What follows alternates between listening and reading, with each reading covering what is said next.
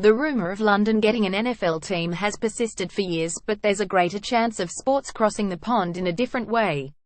A consortium out of New York is planning to launch a rugby league team in the hopes of entering the British Championship in 2019. Representatives of the New York club told the BBC they've already secured $10 million in funding to launch the venture, with plans being set in motion to follow a path the Toronto Wolfpack did in 2016. The group believes they can have a fan base of 10,000 in the first year, with plans to build further after that.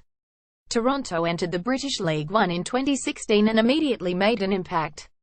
The Wolfpack won the league in their inaugural year, earning promotion to the Championship, the highest level of rugby league in England. The plans being set in motion now give the team plenty of time to grow its following and improve the visibility of rugby league in the US before the 2025 World Cup, which will be co-hosted by the USA and Canada.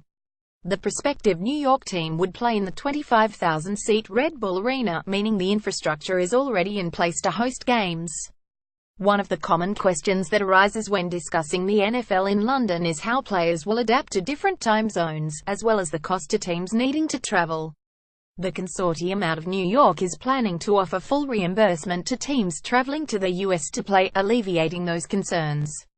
If the New York team is successful, then it could signal an unprecedented boon to the growth of rugby league in the United States. "We want to grow the sport in North America and increase the pool of players, which would ultimately increase the chances of success for the USA national team," said the club's other co-founder Ricky Wilby. Rugby league isn't to be confused with rugby union, which most people associate with the game.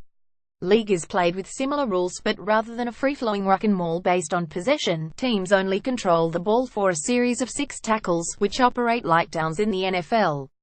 A team has 6 attempts to score, before possession transfers. This code will be naturally familiar to a US audience, and easier to understand for fans. The plan for New York would be to enter League One, just as Toronto did, and play up into the championship.